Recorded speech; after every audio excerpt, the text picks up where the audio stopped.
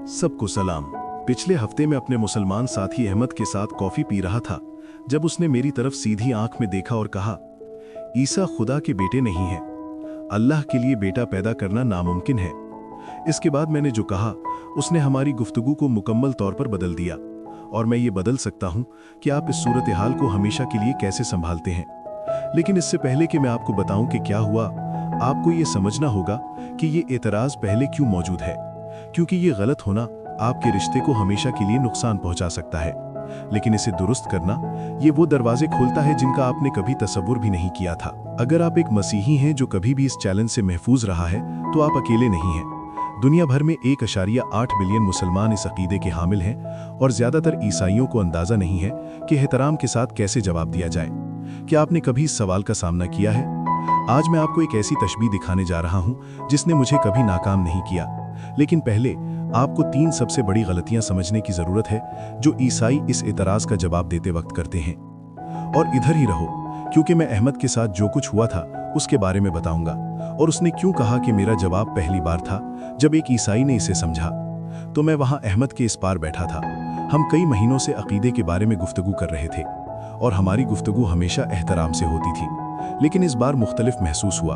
अल्लाह के लिए बेटा पैदा करना नामुमकिन है, वरना उसकी बेटियां भी हो सकती हैं और बीवियां भी। अल्लाह का कोई खानदान नहीं है, अल्लाह सिर्फ एक है। मैं दिफाई हो सकता था, मैं बाइबल की आयत का हवाला दे सकता था। इसके बजाय मैंने उससे एक सादा सा सवाल पूछा जिसने सब कुछ बदल दिया। अहमद, आप असल में कहाँ से हैं? उसने उलझन से देखा और कहा, पाकिस्तान। लेकिन इसका हमारी गुफ्तगू से क्या ताल्लुक? मैंने आहिस्ता से मुदाखलत की। तो आप पाकिस्तान के बेटे हैं? देखो आगे क्या हुआ। अहमद रुका, फिर उसने कहा, ठीक है, हाँ, लेकिन पाकिस्तान की कभी बीवी नहीं थी। पाकिस्तान मेरा हयातियाती बाप नहीं है। बिल्कुल, मैंने कहा, आपका पाकिस्तान से गहरा ताल्लुक है, ये आपकी शनाख्त में जाहिर होता है। बिल्कुल इसी तरह ईसाई हजरत ईसा को खुदा का बेटा समझते हैं। हमारी गुफ्तगू में पहली बार अहमद खामोश था, फिर उसने कुछ कहा जिससे मुझे ठंड लग गई। इससे पहले किसी ईसाई ने इसकी वजाहत नहीं की। अब वीडियो को 1 सेकंड के लिए रोकें और सोचें, आपने क्या जवाब दिया होगा। यहाँ वो है जो ज़्यादातर मसीही नहीं समझते।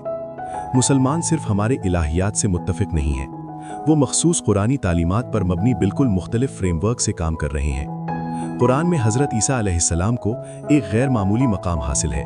उसने काबिल ज़िक्र उन्मानात दिए हैं और नाकाबिल यकीन मौजिज़ात अंजाम देते हैं। लेकिन यहाँ अहम फ़र्क है। कुरान हज़रत ईसा अलैहिस्सलाम को एक नबी के तौर पर पेश करता है, जबकि मोहम्मद को आखिरी, अजीम और अहम तरीन नबी के तौर पर पेश किया गया है जो कभी जिंदा रहे। लेकिन यहाँ दिलचस्प हिस्सा है, यस्सू को दरहकीकत कुरान में एक ख़ास मकाम हासिल है जो किसी दूसरे नबी के बरक्स है। कुरान इसे गैर मामूली अलक़ाबात देता है और गैर मामूली आमाल को बयान करता है।